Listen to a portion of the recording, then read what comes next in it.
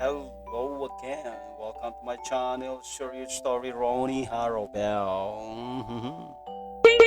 And here we go. Na naman po tayo sa ating mga Share Your Story. Well, before tayo mag-proceed, don't forget to subscribe to my channel. And of course, click the notification bell. And siyempre naman, dislike and comment this my video. Well, today or tonight, we're talking about another foreigner. Okay, and his name is Alain. Well, Alain is a French diplomatic person.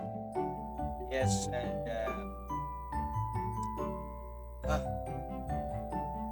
ba't nangyari naman ito no, sa mga ganitong sitwasyon? O na nakakaawa pag simple pag ikay po'y stranger sa isang lugar. Napakahirap talaga mamuhay. Kaya po ito naman po si Alain ay salamat talaga kay Alain Abad. Well, maganda sa Facebook po, almost 500 na 1,000 na po siyang followers. Meron din po siya sa YouTube. Sa YouTube bago pa lang siya dito eh. Well, actually may dati siyang YouTube. So, yan po si Alain. Kanyang official career Alain Bad. So, gusto niya subscribe niyo po siya para makita niyo po kanyang mga post na video dyan. Well, ngayon ay we are here right now again to another person. Talagang nakakalungkot no, sa mga ganito kanila. And yan po ang kanilang kanyang mukha before, after yan. Yun yung before, then yan naman ang after. So, nakakatuwa lang sa mga tao talagang nagpa-vlog ng ganito ay talagang ginagawa nila no, para paano sila makatulong as a good Samaritan. Well, natural lang po na siyempre ang mga vlogger ay nangailangan din po ng earnings yan just to sustain their continue to their vlog. Kaya although na tayong pag-iisip ng iba no, patungkol sa vlog. Anyway, not all, but actually the vloggers is especially kay Alain Abad ay yan po kanyang purpose is for all the foreigners. How can help the foreigners? So maganda no. At ako'y salot po talaga lapangan sa Alain.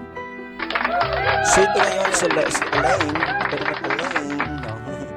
Maliban nyo kay Alain na sa Abad na isang ito naman si Alain. I don't know kung ano pag-spell Alan or Alain. Well, so now we are here. We're talking about this man, and you know it's a very sad story talaga sa kanyang buhay. And you know this, he lived in Zambales, and now he is at 85 years old. 85 years old na. Awesome! Grabe no? 85 years old na po siya sa Zambales. Sa Zambales siya po nakatira. And that, not because of bad choices po. Hindi naman po, no? But because time past work was in that. Tapos, may mga trabaho siguro. Hindi natin alam yun. And then the work and then the support. So, hindi natin kung anong bang klaseng support. And life slowly changing. So maybe somebody was supporting him here in the Philippines and naging problema po, ito pong naging problema. And someone get his ATM card. Oh no. Nakakalungkot naman ang ganito, no? Sa mga ganitong sitwasyon, yun na lang po kanyang asahan yung ATM. So now, kanyang ATM ay wala na po sa kanya and someone's get his ATM card. And sino nga ba? Hindi natin alam. Hindi naman sinabi ni Leno, I mean, eh, ni Mama Bad o ni Reyna Bad kung ito po'y ano pa talagang nangyari. But kinuha o ano bang term dapat na term? Kinuha o kininakaw o what kind? No, ng kanyang ATM. So, ibig sabihin for the past 2 years po, ito na po nangyari kay Sir Lane. Sir Alain. Okay, Sir Alain. Na the past 2 years, tapos ng ilang taon ay he has struggled. Siyempre wala na po siyang pera, wala na po lumadating. I don't know po ano po talagang nangyari. And hindi na po siya makapagbayad or he cannot pay rent. And now, Cox using firewoods. Ngayon luto na lamang siya sa kahoy para lang makakain. Parang Filipino talaga. So, and natuto po siya, no? And how to adapt the Filipino culture or lifestyle. And he must Argenta. Needs are simple and simple na lang. So, kahit po Filipino food ay nakain, nasanay na rin po siya. So, kailangan niya po talaga tanggapin yun. So, kanyang mga stew or gas tank and whatever mga access water ay wala na. So, he now nabuhay po siya. He living for a simple life. And he really struggled for almost 2 years. And ito pa, and even an electricity, he don't have an electricity for to live. Pero sabi niya it's okay lang naman daw, as long sabi niya according to him, I can survive as long I have water. As long I have a water, natural kahit sinong tao, di ba? Survive talaga basta may tubig. So meaning ito po si Sir Alain, as a friends, no, ay yan po nangyari sa kanyang buhay at nakakalungkot po talaga, no, na ganyang sitwasyon. Buti na lang at least mayroong mga vlogger na ganito content, no, na pasalamatan talaga natin si Ma'am Alain at napakan natin po siya. Actually, this is a good way, as a good Samaritan. Hindi man siya makapagbigay man ng diba?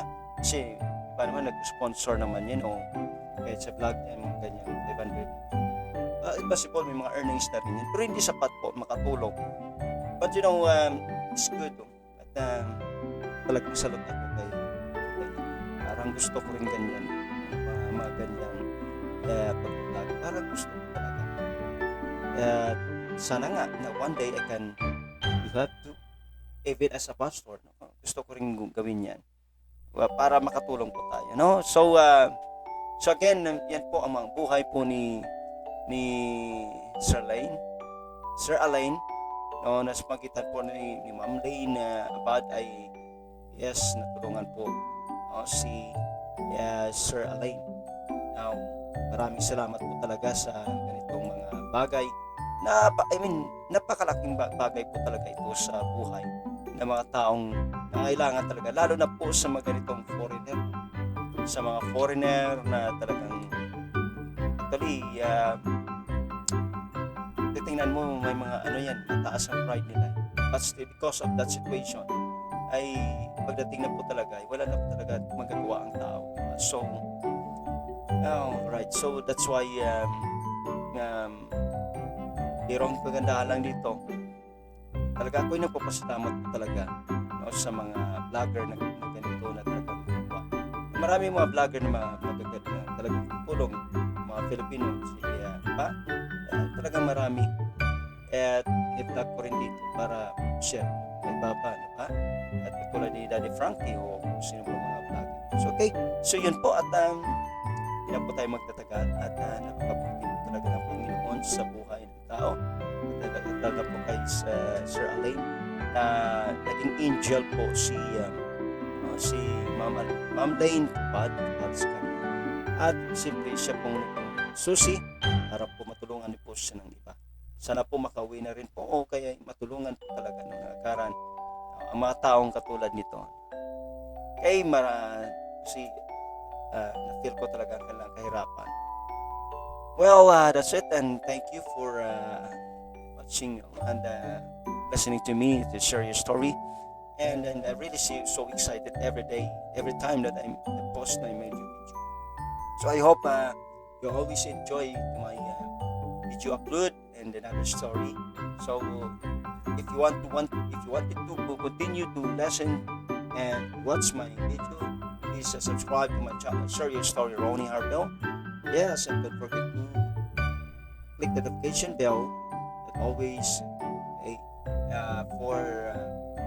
for the uploaded new video, and or matulogan kayo ng mga panibagong video.